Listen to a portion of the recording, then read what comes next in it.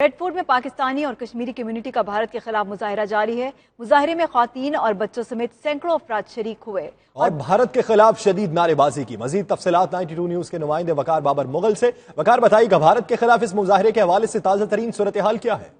جی بالکل، کشمیر میں جاری 3 ہفتوں سے کرفیو جو نافذ کیا گیا ہے انڈیا کی جانب سے، اس کے خلاف اور مودی اور انڈیا کی حکومت نے جو جارحانہ قدم اٹھایا ہے، جو ظلم و ستم برپا کیا ہوا ہے کشمیر کے اندر، اس حوالے سے پاکستان کے جو یہاں پہ لوگ ہیں اور کشمیری لوگ یہاں پہ بریڈ فورٹ کے اندر بڑی تعداد میں موجود ہیں، ہزاروں کی تعداد میں بچے، بوڑھے، عورتیں اور نوجوان اس وقت یہاں پہ موجود ہیں، جو کشمیر کے ساتھ یکجہتی اور بھارت کی ہٹ دھرمی کے خلاف اپنی آواز بلند کر رہے ہیں۔ اس وقت ہمارے ساتھ چند لوگ یہاں پہ موجود ہیں جن کا تعلق پاکستان اور کشمیر سے ہے، ان سے جاننے کی کوشش کرتے ہیں کہ ان کے جذبات 3 ہفتے گزر جانے کے باوجود وہاں سے کرفیو نہیں اٹھایا جا رہا، اس حوالے سے ان کے کیا جذبات ہیں؟ جی اعوذ باللہ من الشیطان الرجیم، بسم اللہ الرحمن الرحیم۔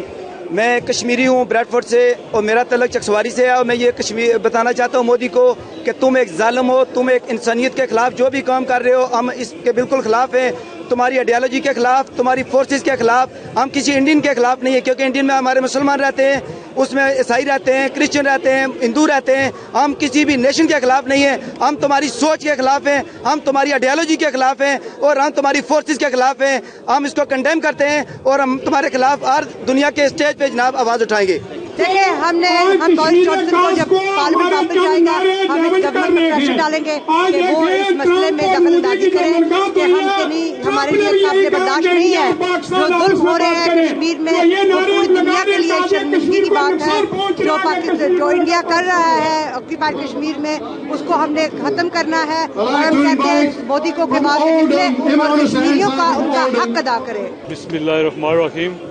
میں مودی کو یہ پیغام دینا چاہتا ہوں، مودی اب کشمیری قوم جاگ اٹھی ہے، تم نے لندن کے بعد دیکھا ہے پورے برطانیہ میں تمہارے خلاف مظاہرے ہو رہے ہیں، اور انشاءاللہ ہم اس وقت تک چین سے نہیں بیٹھیں گے جب تک ہم کشمیر کو آزاد نہیں کرا سکتے۔